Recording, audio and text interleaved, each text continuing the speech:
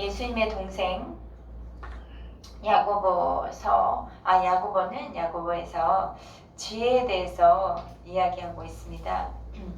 야고보서 1장 5절 말씀 보시면 너희 중에 누구든지 지혜가 부족하거든 모든 사람에게 후히 주시고 꾸짖지 아니하시는 하나님께 구하라. 그리하면 주시리라 말씀하셨습니다. 이 말씀은 우리가 지혜를 구하되 그 지혜를 하나님께로부터 구하라는 말씀이기도 합니다. 지혜는 하늘에서부터 온 지혜가 있습니다.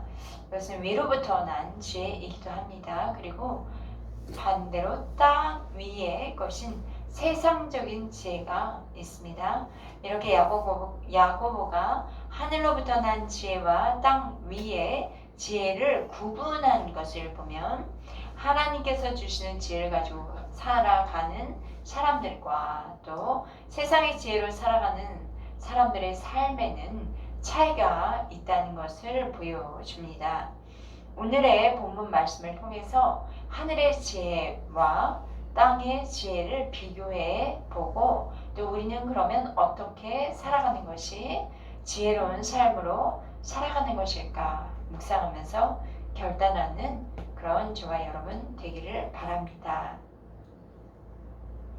먼저는 야고보는 땅 위에서 난 지혜에 대해서 14절부터 이야기를 하고 있는데요. 14절 먼저 읽어 주시겠습니다. 그러나 너희 마음속에 독한 시기와 다툼이 있으면 자랑하지 말라. 진리를 거슬려 거짓말하지 말라. 네, 세상으로부터 온 지혜는 사람들의 마음속에 독한 시기심을 불어 넣어줍니다. 14절에서 독한이라고 되어 있는데 이 의미는 쓰다라는 뜻과 함께 또 괴롭다, 사납다, 날카롭다 라는 뜻도 담겨 있어요. 따라서 독한 시기는 아주 사납고 날카로운 시기라는 뜻인데요. 그러면 시기라는 것은 헬라어로 원어로 보니까 열심이라는 뜻이네요. 그래서 이 시기는 높아지고자 하는 강렬한 경쟁이다 라는 부정적인 뜻이 시기라는 단어 속에 있습니다. 그래서 독한 시기라는 것은 어떤 것인가? 이기적인 열정 또는 높아지려는 강렬한 열정으로 살아가는 것을 독한 시기라고 볼 수 있습니다. 세상에서 난 지혜라는 것은 바로 이렇게 사람들 스스로가 자신이 지혜롭다고 생각하면 할수록 이기적인 열정, 강렬한 경쟁심을 갖게 하고요. 그래서 결국엔 자신을 높이려는 그런 열정으로 살아가게 된다는 것입니다. 어떻게 보면 점점 더 교만해지고 싶다는 것이죠. 14절을 다시 보면 독한 시기와 함께 무엇이 있냐? 다툼이 있다고 말씀하고 있어요. 다툼이란 비열한 본성으로 자신의 이기적인 욕망을 위해서 파당을 만들고요. 서로 다투고 싸우게 만드는 것입니다.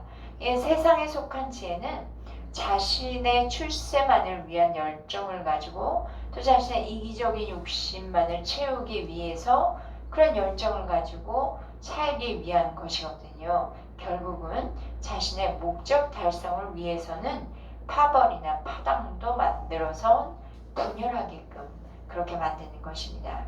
교회 안에서도 이런 세상에서 난 지혜를 가진 사람들 때문에 분열과 다툼이 일어나곤 하죠. 세상에서 난 지혜로 말미암아 세상은 계속해서 분열하고 다투고 결국 전쟁까지 하는 것입니다.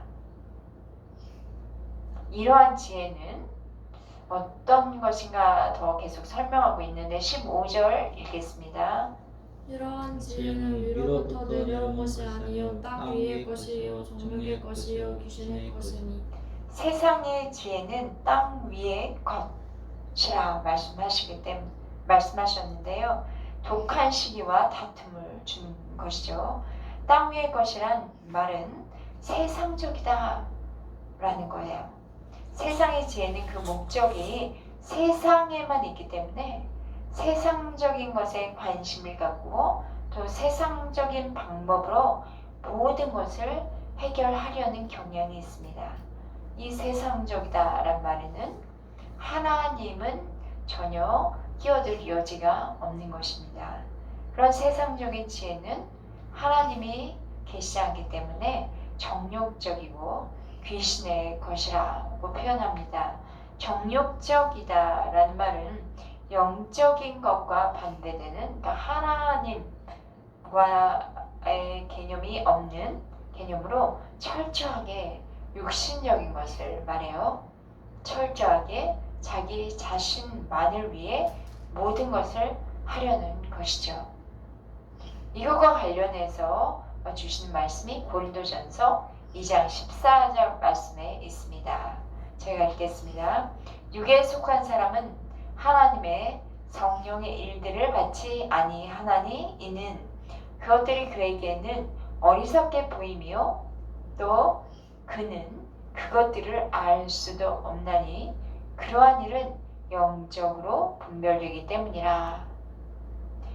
하나님의 성령의 일들을 받지 않는 그런 육에 속한 것들은 하나님이 계시지 않기 때문에 귀신의 것이라, 또는 자기만을 탐닉하는 것이기 때문에 정욕적이라 이렇게 말씀합니다. 세상의 지혜는 이기적인 욕망과 야망에 사로잡혀 있기 때문에 하나님을 알지 못하는 자들이 소유하는 것입니다. 곧 거듭나지 않은, 위로부터 나지 않는 사람들이 소유하는 그런 세상의 지혜는 귀신에 의해서, 악한 사단에 의해서 그의 생각이 지배를 받게 되고요. 그러한 생각은 또 우리의 행동을 지배하게 되는 것이죠. 이렇게 세상의 지혜의 결과는 무엇일까요? 16절 읽도록 하겠습니다. 시기와 다툼이 있는 곳에는 혼란과 모든 악한 일이 있음이라. 네, 여기서 혼란을 뜻하는 헬라어로는 뜻은 그 무질서함입니다. 일반적으로 무정부 상태와 그리고 정치적인 그런 소동을 연상하게 하죠.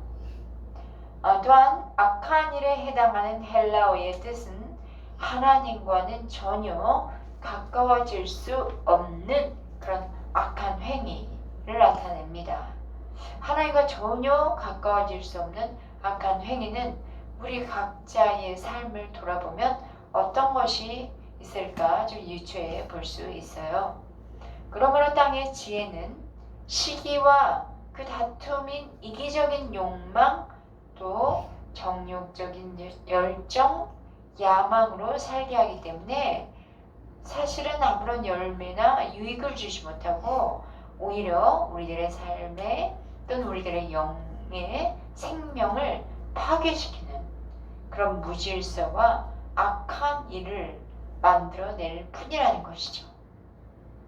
우리가 다음에 볼 읽을 말씀인 위로부터 난 지혜의 특징과는 완전히 정반대의 결과를 만들어낸 것이 바로 땅 위에서 난 지혜요 세상적인 지혜입니다. 그러니 우리가 지혜가 너무 많나 똑똑해 보여 라고 이야기하는 것이 분별할 필요가 있다는 거예요. 세상적인 지혜와 정보력 그런 것들로 가득 차 있을 경우에 결과는 어떠한 것일까? 오늘의 말씀으로 비교해서 볼 때 어떤 결과가 나올지 우리는 예측할 수 있겠죠. 이렇게 세상적인 지혜는 정욕적이고 귀신의 것이기에 모든 질서를, 하나님이 주신 이 모든 질서를 파괴하게 되고요. 서로 사람들 간에 물어뜯고 싸우게 만드는 결과로 나타나게 된다는 것입니다. 야고보는 이제 위로부터 난 지혜에 대해서도 말씀합니다. 먼저 위에서부터 난 그런 지혜는 어떤 결과가 있는지 결과부터 한번 보겠습니다. 13절입니다. 너희 중에 지혜와 총명이 있는 자가 누구냐? 그는 선행으로 말미암아 지혜의 온유함으로 그 행함을 보이지냐. 네, 위로부터 난 지혜인지 또 이게 위로부터 난 지혜가 아닌 땅 위의 것인지 아는 구별하는 방법, 좋은 구별법이 있어요. 그것은 지혜로 행한 결과가 선행으로 나타나고 있을 때, 그럴 때 바로 위로부터 난 지혜라는 것입니다. 13절 우리가 방금 읽은 그것을 현대어 성경으로 읽어보자면 이렇습니다. 만일 여러분이 꾸준히 선행을 베풀면서도 자신의 그 선행을 자랑하지 않는다면 여러분은 참으로 지혜 있는 사람입니다. 라고 번역했습니다. 그러니까 위로부터 난 지혜는 꾸준히 선행을 베풀면서 또 자신이 한 일에 대해서 내가 얼마나 많은 선행을 쌓았는가를 이렇게 홍보하는 사람, 자랑하는 사람이 아니라 그것에 대하여서 자랑하지 아니하고 겸손하게 묵묵히 계속적인 선행을 행한다는 것입니다.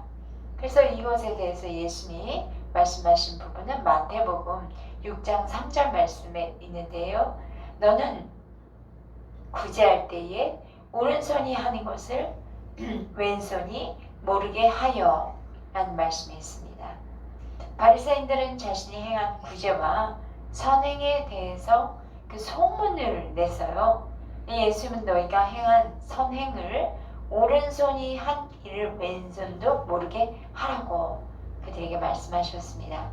위로부터 난 지혜로 나타난 그 선행이란 하나님께서 주신 은혜에 감사하는 선행이기 때문에요. 아무도 모르게 꾸준하게 할 수 있는 것입니다. 반면 바리새인들은 어떠했나요? 자신이 하는 일들을 온 세상에 드러내길 원했고 자랑하기 원했어요. 그런데 결과적으로 이러한 것은 자신을 드러내는 것이기 때문에 위로부터 온 지혜가 아니라 정욕적이고 세상적이다 라고 볼 수 있습니다. 그런데 이런 일들은 정말 우리들의 삶을 돌아볼 때 아주 빈번하게 나타나는 문제인 것 같고요. 이렇게 말씀을 전하는 저도 이런 문제에 대해서 여러 번 지적을 당하고 있습니다. 회개해야겠죠. 그리고 자신의 삶을 하나님 앞에 진심으로 돌아보고 회개하며 주님의 피로 정결함을 받을 때에 우리의 삶이 변화되게 될 줄 믿습니다.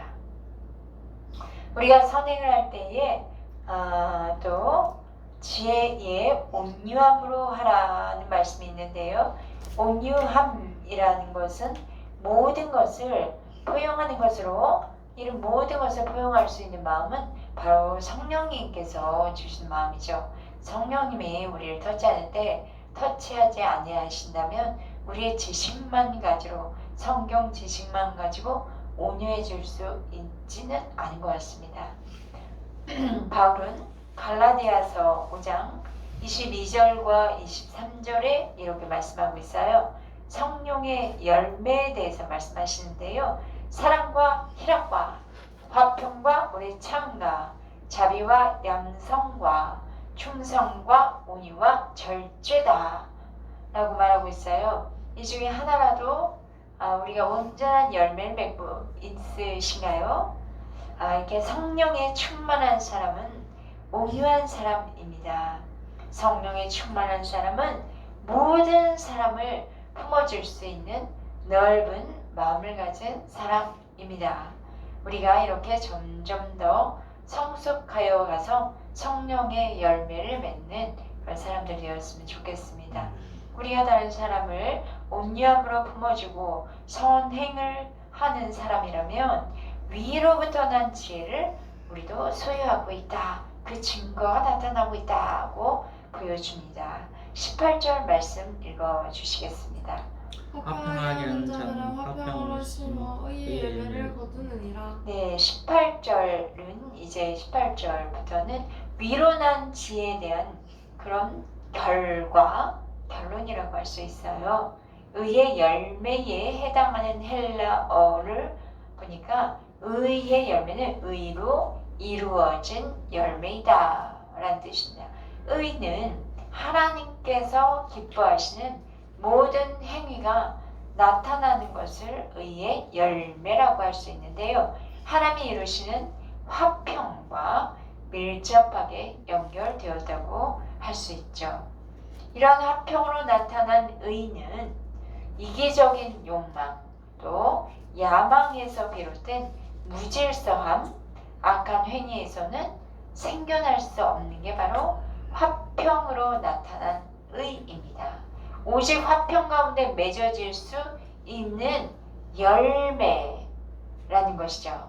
하나님의 백성이 된 그리스도인들은 하나님의 속성, 바로 화평을 소유하고 닮은 자녀들이기 때문에 화평을 이루면서 그 하나님의 의를 이루어 살 수 있습니다. 위로부터 난 지혜를 가진 성도들에게는 화평으로 심는 거예요. 화평을 가지고 심을 때 그 의의 열매가 맺어지게 되고요. 그 열매를 심고 거둠이 있는 것이죠. 화평으로 내가 심고 그리고 의의 열매가 맺어 내게 거두어지는 것입니다. 그러니까 중요한 건 우리가 어떻게 행하느냐에 야고보는 관심을 가지고 있습니다.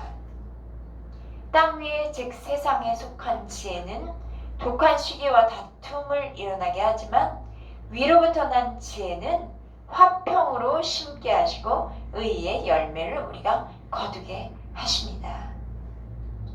이렇게 야고보는 위로부터 난 지혜의 결과에 대해서 이야기하면서 위로부터 난 지혜의 그 특징에 대해서 바로 그 전 말씀 17절 말씀에서 하고 있어요.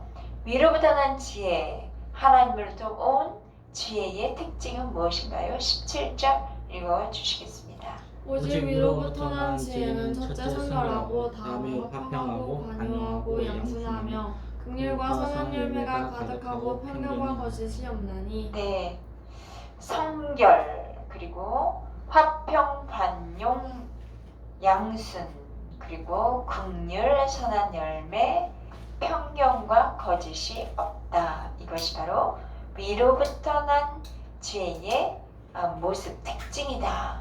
그러면 하나 단어씩 살펴보도록 하겠습니다.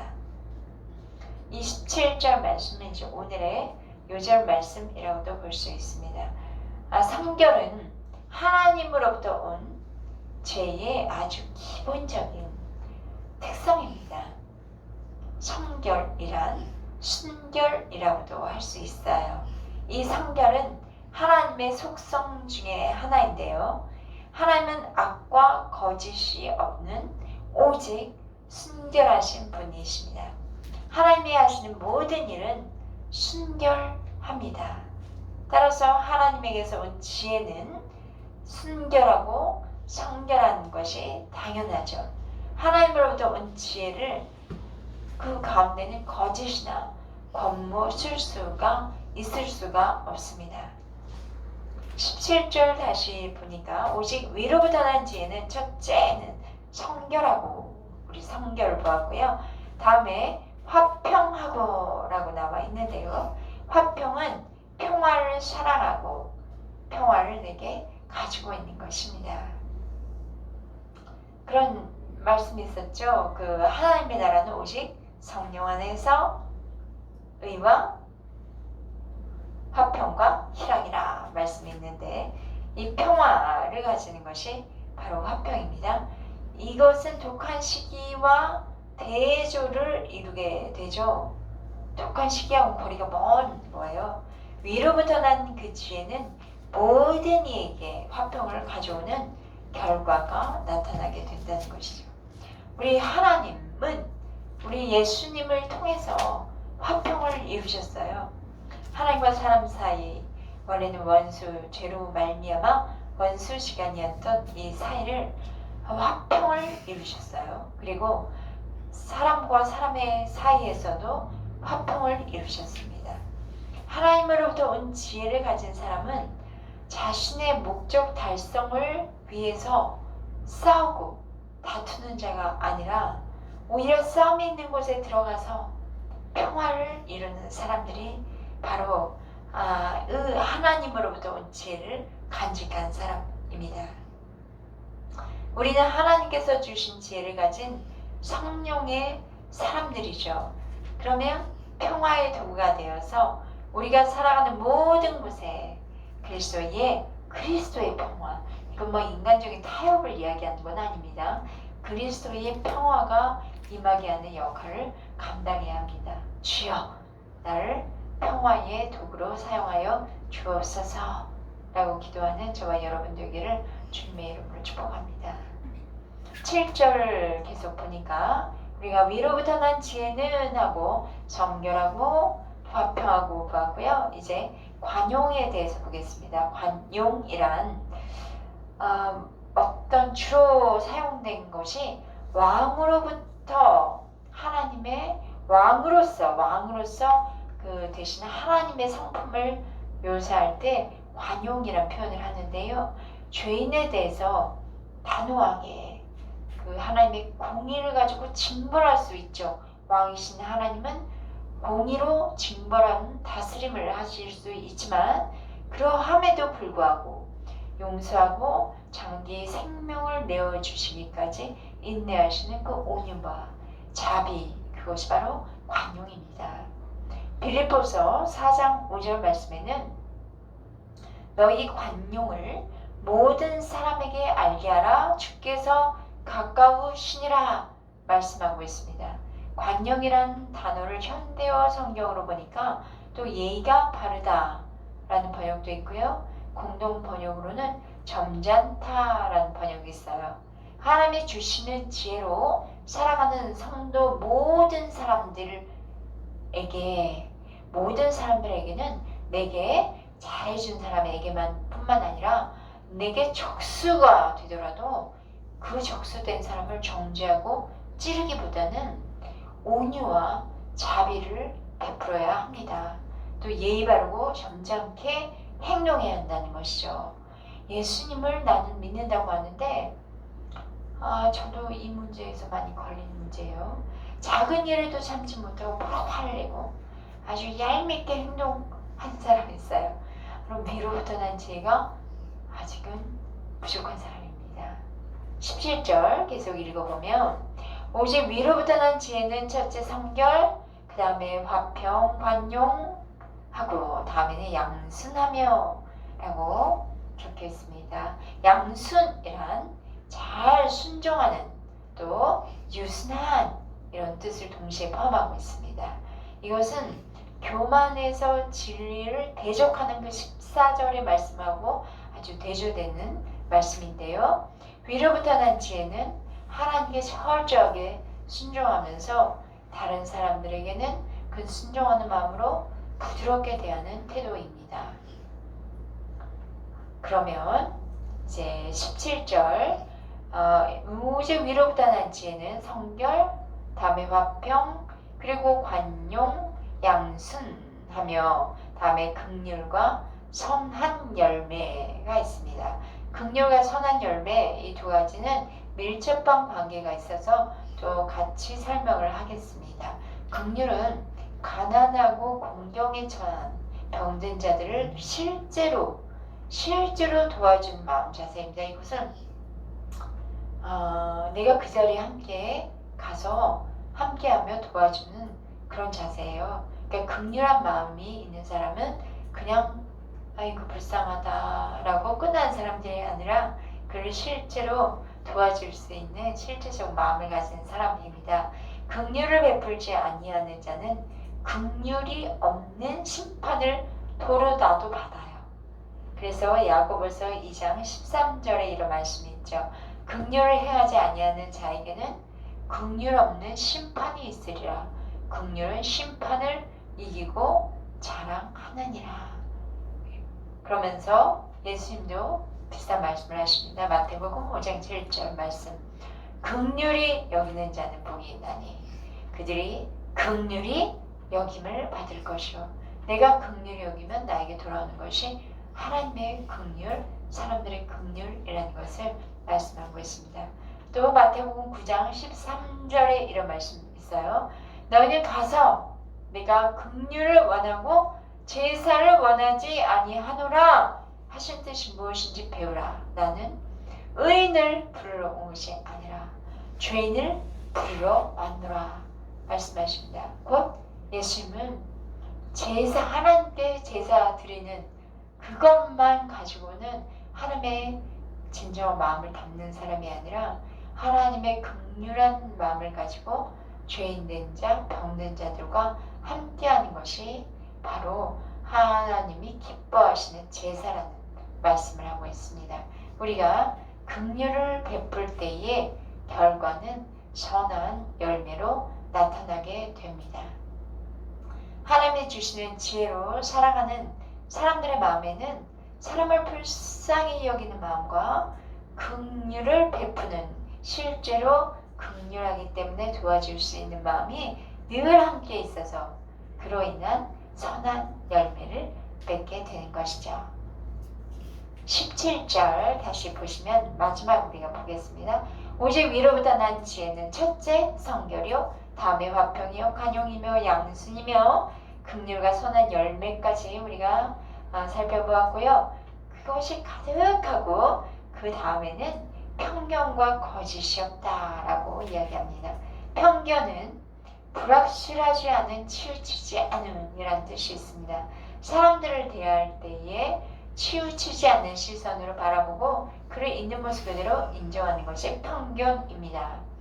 우리 이런 말 쓰죠. 색 안경을 쓰고 보냐?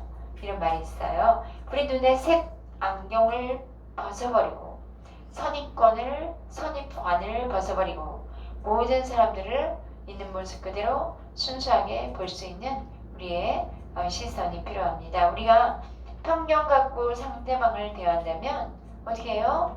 오해하게 되기도 하고요. 실수하게 되기도 하고요. 그리고 잘못된 판단과 선택까지도 할 수가 있게 됩니다. 예수님은 우리를 어떻게 대하셨나요?